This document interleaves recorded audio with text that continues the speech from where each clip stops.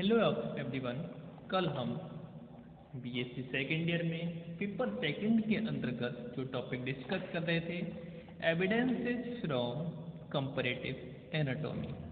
इसमें हमने कल बात की थी होमोलॉजी एंड होमोलॉगस ऑर्गन्स। इसके बाद हमने बात की थी इसके अंतर्गत homology in limb structure, homology in brain. इसके बाद हमने बात की थी होमोलॉजी इन हार्ट, यानी जो हृदय होता है इसकी होमोलॉजी के बेस पर इवोल्यूशन। उसके बाद analogy of analogous organ.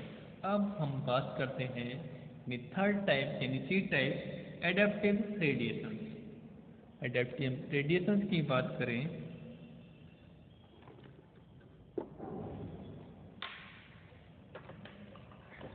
Adaptive radiation का कॉन्सेप्ट भी जैव विकास का एक स्ट्रॉन्ग एविडेंस माना जा सकता है।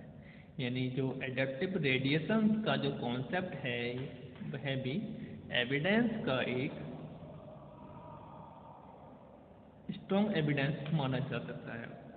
फॉर एग्जाम्पल, यदि हम स्तनधारियों के लिम्ब स्ट्रक्चर में एडेप्टिव रेडिएशन देखें तो ये दिखाई देता है कि डिफरेंट टाइप्स के मैमेलिया लिम्ब की उत्पत्ति एक कॉमन एंसेस्टर प्लाम या पेंटाडेक्टाइल लिम्ब से हुई है। बाद में उनमें भी विभिन्न प्रकार के मॉडिफिकेशन डेवलप हुए जिससे उन्हें क्लाइंबिंग, फ्लाइंग, रनिंग, स्विमिंग या बरोइंग जैसी एक्टिविटीज हेतु थोड़े बहुत स्ट्रक्चरल मॉडिफिकेशन आते गए, जैसे पानी में मिलने वाले सौंदर्य जैसे व्हेल्स में लिम्स,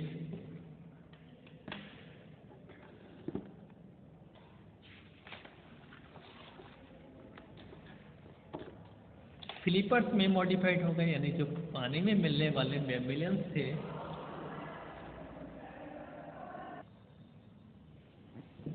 यानी जो मैमेलियन थे ऐसे जो कि पानी में थे जैसे कि व्हेल्स, उसमें उनकी जो लिम्स थे वो किस में कन्वर्ट हो गए, स्लीपर्स में। इसी तरह से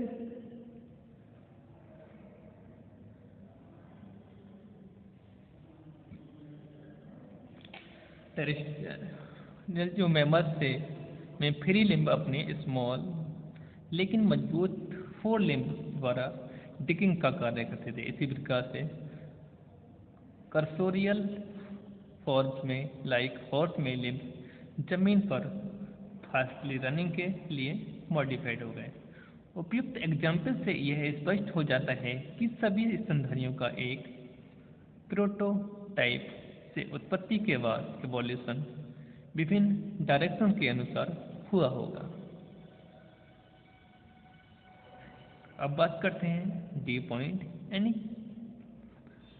कन्वर्जेंट या पैरेलल इवोल्यूशन।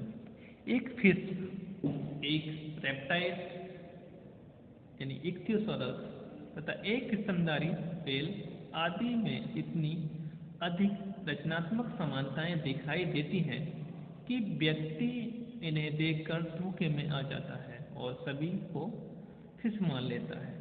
यह कन्वर्जेंट इवोल्यूशन का एक अच्छा उदाहरण है। इसी तरह से हनी बी के विंग्स तथा बर्ड्स तथा चमगादड़ के विंग्स भी कन्वर्जेंट इवोल्यूशन का एग्जाम्पल माने जा सकते हैं। ये सब भी एक जैसे दिखाई देते हैं। यानी हम हनी बी के पंखों की बात करें,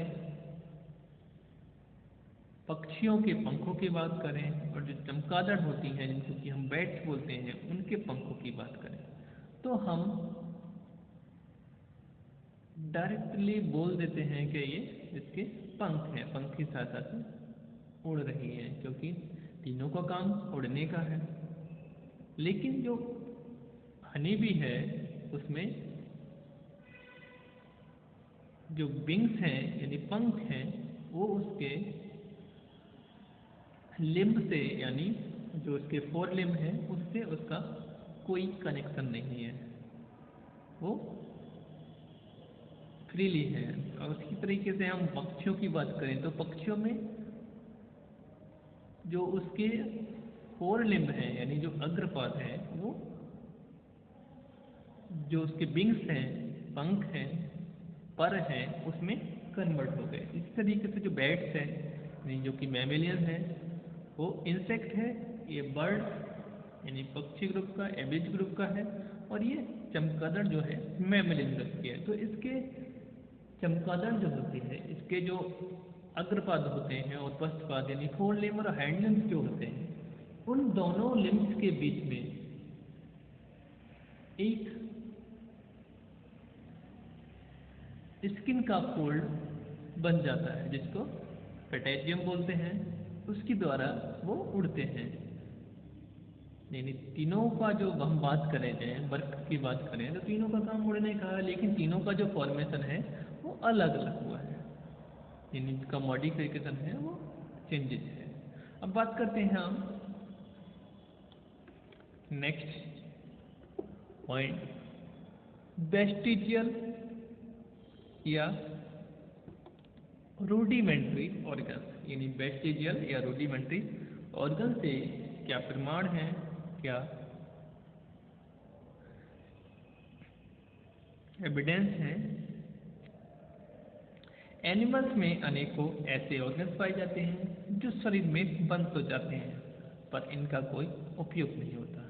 ऐसे ऑर्गन्स को रूडिमेंट्री या वेस्टिजियल ऑर्गन कहा जाता है। इन अंगों की प्रेजेंस से यह स्पष्ट हो जाता है कि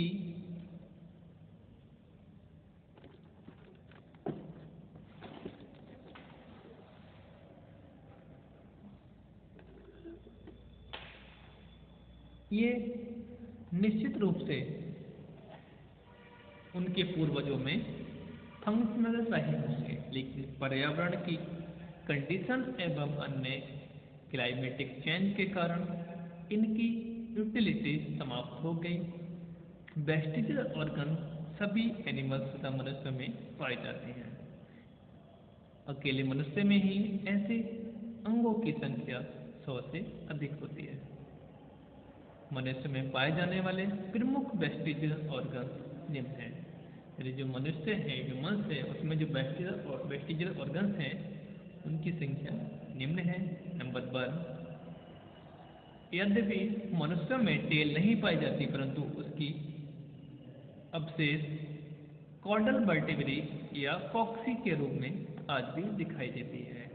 यानी जैसे अन्य मैमल्स की बात करें, यानी हम बफेलो की बात करें, हॉर्स की बात करें तो उसमें टेल देखने को मिलती है, लेकिन ह्यूमंस की बात करें, मनुष्यों की बात करें तो उनमें पूंछ तो नहीं पाई जाती है, लेकिन उनमें जो वर्टिब्रल कॉलम का लास्ट वाला पार्ट होता है उसमें कॉक्सी के रूप में आज भी हमें दिखाई देती है। तो इससे ये निष्कर्ष निकलता है कि जो हमारे पूर्वज थे उनमें टेल यानी पूंछ पाई जाती थी। ये भी किसका प्रमाण है, इवोल्यूशन का, क्योंकि उन्होंने उसका यूज कम कर दिया, इस वजह से वो क्या हो गए, अवशेष के रूप में ये विद्यमान थे। नेक्स्ट, मनुष्य में बॉडी पर बालों की प्रेजेंस दिखाई देती है। यह मनुष्य के शरीर के कुछ निश्चित भागों में प्रेजेंट होते हैं। यानी जो पुराने टाइम का जो ह्यूमंस थे उनकी पूरी बॉडी में हेयर पाए जाते थे। हेयर के द्वारा उनकी पूरी बॉडी कवर्ड रहती थी, घिरी कवर रहती थी, मतलब हेयर के द्वारा उसकी कवरिंग रहती थी। लेकिन जैसे जैसे एवोल्यूशन हुआ, ये जो हेयर्स की प्रेजेंस है वो धीरे धीरे कम होती गई। तो इससे ये निष्कर्ष निकलता है कि जो पुराने टाइम के ह्यूमंस थे उनमें यह पाए जाते थे, लेकिन अब क्योंकि पुराने टाइम में क्लॉथ्स वगैरह का इतना वो नहीं था, ज्ञान नहीं था मनुष्य का, तो ये जो उसके हेयर्स थे उसको प्रोटेक्ट करने का, यानी उसकी स्किन को प्रोटेक्ट करने का, उसको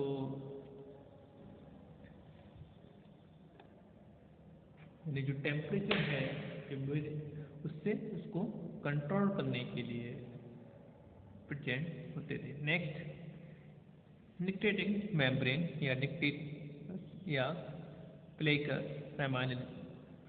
लूनरिस को थर्ड आई लिड भी कहते हैं। है प्रत्येक आई के इनर एंगल की साइड पर प्रेजेंट होती है, लेकिन ये स्ट्रेच नहीं होती, जबकि कई एक्वेटिक एनिमल्स में यह स्ट्रेच होती है तथा आई को वाटर प्रवेश से बचाने में हेल्प करती है। Next, muscles of pinna. कई मैमल्स में पिन्ना का कार्य एटमॉस्फेयर से ध्वनि की तरंगों को कलेक्ट करना होता है। इसके लिए पिन्ना की मूवमेंट भी होती है जो मसल्स द्वारा की जाती है, जबकि मनुष्य में ये मसल्स नॉन फंक्शनल होती हैं।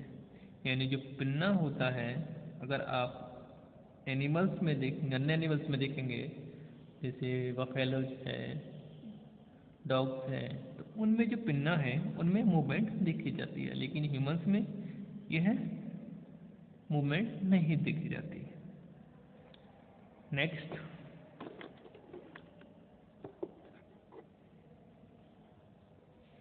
Vermiform appendix.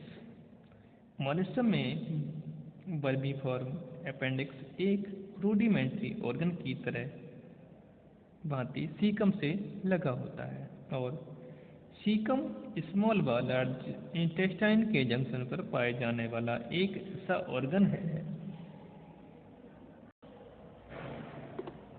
जो शाकाहारी स्तनधारियों में फंक्शन होता है तथा सेल्यूलोज के पाचन में हेल्प होता है।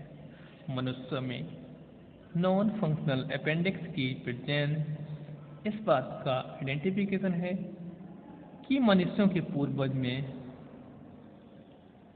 वेजिटेबल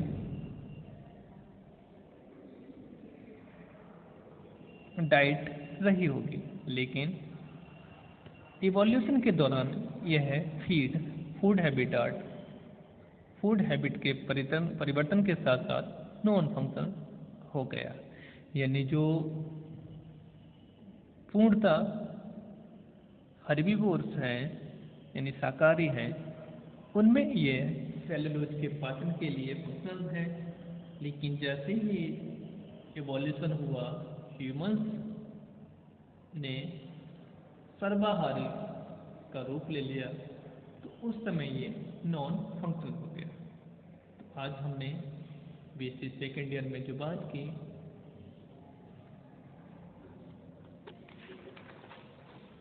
वेस्टिजल या रूडिमेंट्री ऑर्गन से एविडेंस, कल हम इसके नेक्स्ट पार्ट को डिस्कस करेंगे।